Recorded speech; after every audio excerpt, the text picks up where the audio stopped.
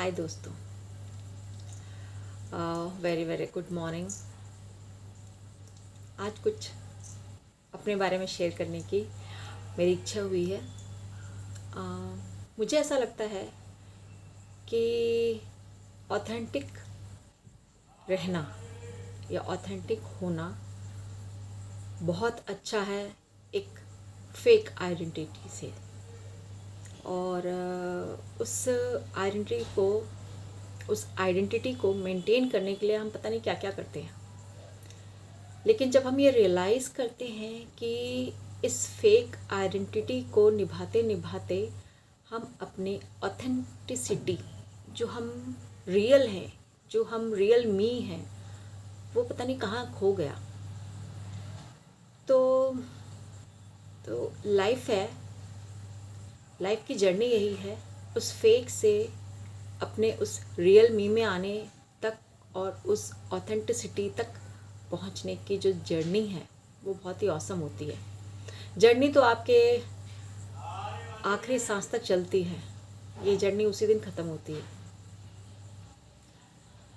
तो आज मैं अपने हेयर के बारे में, अपने इस हेयर स्टाइल और बालों के बारे में कुछ बताना चाहती हूँ। और मुझे इन्हें बताते हुए या इस चीज़ को बताते हुए बहुत अच्छा फील हो रहा है, क्योंकि मुझे ऐसा लग रहा है कि इस ऑथेंटिकनेस को रख के मैं ज़्यादा फुल, ज़्यादा हैप्पी और ज़्यादा वर्दी महसूस करती हूँ। तो मेरे बाल जो आप अभी देख रहे हो, ये हमेशा से ऐसे नहीं थे। मेरे बाल मेरे कमर तक थे, बहुत अच्छे लंबे घने बाल थे मेरे। तो जब मेरे बाल बड़े होने शुरू हुए, मेरी मदर जो मेरे बालों का बहुत देखभाल करती थी, बहुत ध्यान रखती थी, प्रॉपर ऑयलिंग, प्रॉपर वॉश करना, मतलब मेरे बालों की सारी जिम्मेदारी उनके हाथों में थी और वो उसका बहुत ख्याल रखती थी। तो मेरे बाल बहुत ही अच्छे थे। लेकिन कुछ चीज़ें ऐसी थी जो मैं करना चाहती थी पर मैं कर नहीं पाती थी। हाँ, मेरी माँ हमेशा सुंदर सुंदर बालों के स्टाइल्स बनाती थी, चोटी बनाती थी।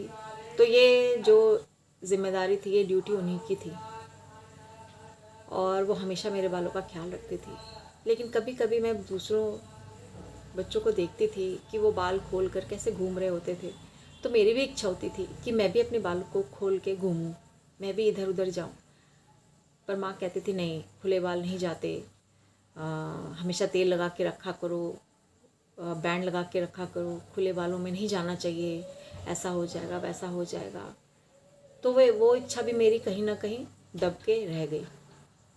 बड़े हुए सब मुझे चिढ़ाते थे कि यार तेरे बाल तो तुझसे भी ज़्यादा मोटे हैं, क्या तेरा सारा खाना तेरे बाल खा जाते हैं। बहुत हंसी मजाक भी होता था, बहुत अच्छे कमेंट्स भी मुझे मिलते थे। उसके बाद धीरे धीरे जब हम बड़े हुए तो उस दौरान लंबे बाल थे, बाल खोल के घूम नहीं सकती थी मैं, और चोटी बनाना मुझे अच्छा नहीं लगता था। तो उस दौरान जूड़ा बनाने का स्टाइल था, तो मैं हमेशा जूड़ा ही बनाती थी। मेरे बाल हैवी थे, जिसकी वजह से मुझे ऐसा लगता है कि मुझे नेक में प्रॉब्लम भी होती थी। पर उस टाइम में मुझे उस चीज़ का पता नहीं चला, क्योंकि बाल बहुत हैवी थे और जूड़ा बनाने की वजह से एक हैवीनेस हमेशा मेरे सर पे रहता था। और धीरे धीरे मैं अपने हस्बैंड से मिली, उन्हें भी मेरे बाल बहुत अच्छे लगे, मैं भी अच्छी लगी और शादी हो गई। अब शादी के बाद फिर वही बात, बाल खोल के नहीं जाना चाहिए बाहर, ये हो जाएगा वो हो जाएगा। जो थोड़ा सा जो मेरे अंदर दब गई थी, वो जब फिर से बाहर आने लगी। नई नई शादी हुई थी, मुझे भी लगता था मैं ऐसे घूमूं वैसे रहूं, पर वो चीज़ वो भी वहाँ दब गई। और जब हम बालों का ध्यान रखते थे या शैम्पू करना है, नहाने जाना, लंबे बाल थे, पानी भी ज़्यादा लगता था, तो मदर इन लॉ का कंसर्न रहता था कि कितना पानी वेस्ट करती है, कितने बार शैम्पू करती है। तो ये सब चीज़ें सुन सुन के ना अंदर एक चिड़ सी होती थी मुझे उसकी वजह से मैंने क्या किया, मैंने शैम्पू करना बंद कर दिया। ये नहीं कि हमेशा के लिए, पर बहुत लंबे टाइम के बाद मैं शैम्पू करती थी। बालों का मेंटेनेंस भी नहीं कर पाती थी। बोलने के लिए तो सब बोलते थे, तुम्हारे बाल बहुत अच्छे हैं, तुम बालों को कभी काटना मत, पर कभी किसी ने ये नहीं देखा कि बालों का ध्यान रखने के लिए बहुत सारी चीज़ों की ज़रूरत होती है। तो मैं वो करता हूँ या लाता हूँ, या तुम ऐसा करो, तुम वैसा करो, बालों का ध्यान रखो, ऐसा कोई बोलने वाला नहीं था। पर ये बोलने वाले सब थे कि तुम्हारे बाल बहुत लंबे हैं, अच्छे हैं, तुम्हारे ऊपर बहुत अच्छे लगते हैं, तुम इन्हें मत काटना। तो कहीं ना कहीं मुझे अपने बालों को लेकर ना एक गुस्सा, एक फ्रस्ट्रेशन मन ही मन भर गया था। और धीरे धीरे मेरा जो बालों के प्रति जो केयर था वो ख़त्म ही हो गया था। क्योंकि एक टाइम ऐसा भी आया था कि जो ऑयलिंग में लगाती थी उस पर भी बातें शुरू हो गई कि ये तेल क्यों लगाती हो या ऐसा क्यों करती हो। तो धीरे धीरे वो भी छोड़ दिया मैंने, चीज़ें छोड़ती चली गई। और मेरे बाल जो हैं वो जो थे उससे आधे और आधे रह गए, जिसे मैं मजाक में छिपकली का पूंछ बोलती थी। लेकिन उसके बावजूद भी मेरे बाल खूबसूरत लगते थे, मुझे हमेशा अच्छे कमेंट्स ही मिलते थे। पर जब भी मैं मम्मी के घर जाती थी, मम्मी हमेशा कहती थी, तूने अपने बालों का क्या सत्यानाश कर लिया है, बाल तेरे सारे ख़राब हो गए हैं, इसका ध्यान रखा कर, ये रखा कर। मैं बोलती थी हाँ मम्मी मैं ध्यान रखूँगी, पर मैं वो नहीं कर पाती थी। और धीरे धीरे जो मेरी ये चिढ़ थी बहुत ज़्यादा हो गई थी, और मुझे ऐसा लगता था कि ना ये बाल ना मुझे ना बर्डन लगते थे। अपने बाल सब मुझे कहते थे बहुत अच्छा लगता है, पर अंदर ही अंदर मुझे नहीं अच्छे लगते थे। मुझे ऐसा लगता था कब मैं इसे काट के फेंक दूँ। और एक वो दिन आया जब मैं गई और मैंने अपने बालों को कटवाया और मैंने स्टेप कराया, शोल्डर तक कर लिए मैंने बाल, शोल्डर से थोड़े नीचे होंगे मैंने करवा लिए, मुझे अच्छे लगे। और उस दिन मुझे इतना हल्कापन महसूस हुआ, शायद मैं आपको बता नहीं सकती। घर आए तो सुनने को मिला, ये क्या कर दिया, इतने अच्छे बाल कटवा लिए। घर में किसी से अच्छा कमेंट मुझे सुनने को नहीं मिला, बट मेरे फ्रेंड्स जो थे उनसे मुझे बहुत अच्छा कमेंट मिला, वाह तुम्हारे ऊपर ये हेयर स्टाइल बहुत अच्छा लगता है, तुम बहुत ही अच्छी लग रही हो, जितनी पहले लगती थी उससे भी ज़्यादा लग रही हो। तो मुझे खुशी हुई। और इसलिए मुझे ऐसा लगा कि ज़िंदगी में अच्छे दोस्त होना बहुत ज़रूरी है, क्योंकि वही आपको आपके किसी भी लो मोमेंट में आपको आगे बढ़ने में मदद करते हैं। उसके बाद फिर एक मोमेंट आया, मेरे मन में ये तो था कि मुझे काटना तो पूरा बॉय कट है मुझे अपने बालों को, पर वो मौका मैं ढूंढ रही थी मुझे कब मिले, कब मैं अपने बालों को पूरा कट कर दूँ। और उसकी हिम्मत मुझे तब आई जब एक दिन यूं ही जब मेरे बाल हल्के हल्के आगे से ग्रे होने लगे। क्योंकि जब मेरे बाल एक या दो ग्रे शुरू हुए थे तो किसी ने मुझे बोला कि आप डाई लगाओ, और मैंने गलती कर दी और मैंने डाई लगा लिया। और डाई लगाने के बाद जो मेरे फ्रंट के हेयर्स थे वो बहुत जल्दी ग्रे होने शुरू हो गए। अब एक मुसीबत और पड़ गई मेरी, मेहंदी लगाना, कलरिंग करना, वो एक और काम मेरा बढ़ गया बालों को लेके। तो वो हमेशा करते थे, कितने सालों तक वो चीज़ें चलती रही। देन एक दिन मैंने अपने आप से सवाल पूछा कि मैं जो ये बालों को कलर करती हूँ क्यों करती हूँ, किसके लिए करती हूँ। तो मैं ये सोचने पे मजबूर हो गई, ये मैं अपने लिए तो नहीं कर रही हूँ, ये मैं इसलिए कर रही हूँ कि जब मैं बाहर जाऊँ तो लोग जब मुझे देखें तो मैं अच्छी लगूँ, मेरे सफ़ेद बाल उन्हें ना नज़र आएँ, मेरे कलरिंग वाले बाल नज़र आएँ या ब्लैक बाल नज़र आएँ। और उसी दिन मैंने अपने आप को बोला कि फिर तो मुझे कलर नहीं करना है, चाहे कुछ भी हो जाए। अगर ये मैं अपने लिए नहीं कर रही हूँ तो मुझे नहीं करना है। बहुत मैंने दूसरों के लिए सुन सुन के अपने बालों के साथ वो करा जो मुझे नहीं करना था, और जो मुझे खुद अपने बालों के साथ करना था वो मुझे कभी करने नहीं दिया गया। तो अब मैं वो करूँगी जो मुझे पसंद है।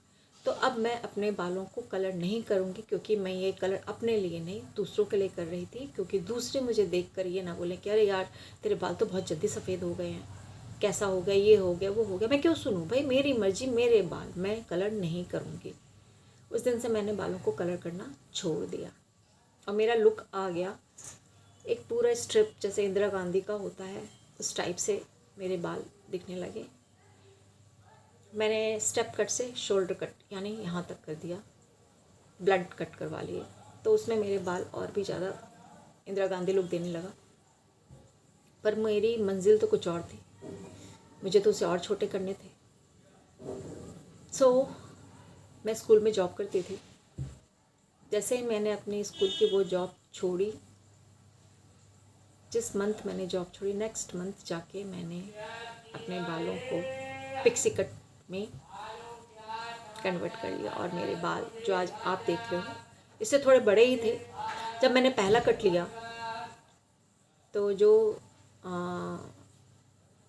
मेरे हेयर कटिंग करने वाले थे उन्होंने बोला कि मैम आप क्यों आपके बाल इतने लंबे थे, आपने पहले शोल्डर तक करा, फिर आज आप इतने छोटे करवा रहे हो, मत करवाइए, पता नहीं कैसा लगेगा, मुझे डर लग रहा है। पर पता नहीं, मेरे अंदर कोई डर नहीं था। मेरे अंदर कोई डर नहीं था कि मैं कैसी दिखूंगी, लोग मुझे देखकर क्या सोचेंगे। एक सेकंड के लिए भी मेरे अंदर ये थॉट नहीं आया। और ना ही कटिंग करते वक्त मेरे अंदर सेकंड थॉट आया कि मत कटवाओ, बस मुझे कटवाना था। और जब उसने मेरा हेयर कट किया तो सबसे पहला कमेंट उसी ने कहा कि मैम आप बहुत अच्छे लग रहे हो, आपके ऊपर ये हेयर कट बहुत सूट कर रहा है। मुझे खुशी हुई, पर जब हस्बैंड ने देखा तो उनका कमेंट था, ये क्या कर लिया, तुम तो बिल्कुल पागल लग रही हो। ये मुझे अपने घर से कमेंट मिला। फिर भी मुझे कोई फ़र्क नहीं पड़ा। क्यों? क्योंकि मैं बहुत लाइट फील कर रही थी, बहुत ही लाइट, इतना अच्छा फील कर रही थी कि शायद वो समझाना भी मेरे लिए आप पॉसिबल नहीं है।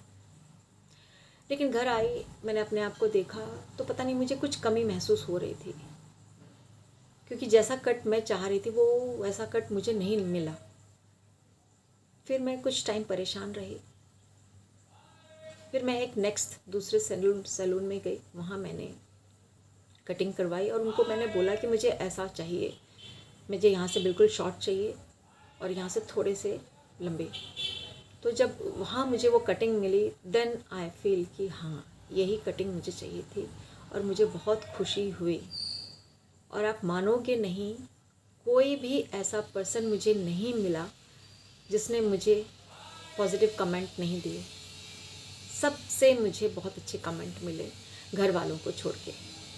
मेरे बच्चों ने भी मुझे बहुत प्रेज़ किया। उन्होंने बोला मम्मी बहुत अच्छे लग रहे हो आप, वाह ग्रेट, बहुत ही सूट कर रहा है आपके ऊपर ये हेयर स्टाइल। और दूसरा मिरेकल ये हुआ कि मुझे नहीं पता था कि आजकल ट्रेंडी कौन सा हेयर स्टाइल है, क्या है, नहीं है, मुझे नहीं पता था, कि मुझे इन सब में कोई इंटरेस्ट कभी रहा भी नहीं।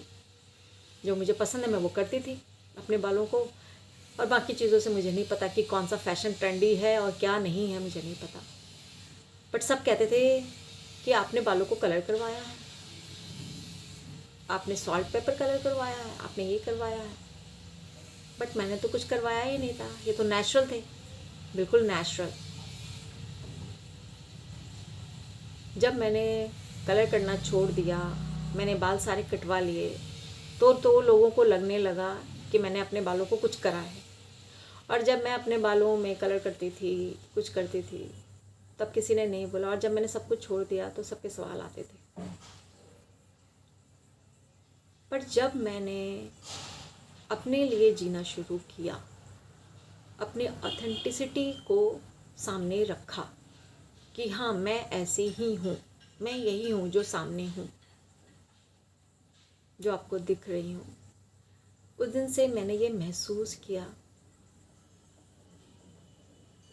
कि बिना जाने बिना समझे मैंने अपने बालों को कटवाना था, क्योंकि मुझे वो कटिंग करनी थी। अपने वो लंबे बाल मुझे नहीं पसंद थे। और यूनिवर्स की जो ब्लेसिंग है वो देखिए, जिसने भी देखा सबको ये हेयर स्टाइल, ये कलर बहुत पसंद आया। इवन तो वो ये बोलते थे कि जब हम भी आपके टाइम पे आएंगे तो हम भी आपके जैसी कटिंग कराएंगे, हम भी यही हेयर स्टाइल रखेंगे। जबकि मैंने ऐसा कुछ भी नहीं सोचा था, कुछ भी नहीं। बस मुझे ये बोझ को अपने अंदर से कम करना था, मुझे अपने बोझ को अपने ऊपर से कम करना था। तब मैंने ये रियलाइज़ किया कि जब आप जैसे हो वैसे रहने लगते हो, कोई फ़र्क नहीं पड़ता जो देखने वाला क्या सोचता है, आपके लिए किसी के लिए क्या फीलिंग है, क्या परसेप्शन है। सबसे मेन मैटर ये है कि आप खुश हो, आप लाइट फील कर रहे हो।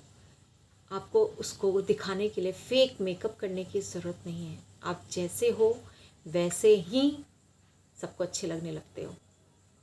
आपको अच्छे लगने के लिए कोई एक्स्ट्रा एफर्ट करने की ज़रूरत नहीं होती। आपका वो रियल मी लोगों को अच्छा लगने लगता है, क्योंकि उसमें कोई चीज़ फेक नहीं होती है।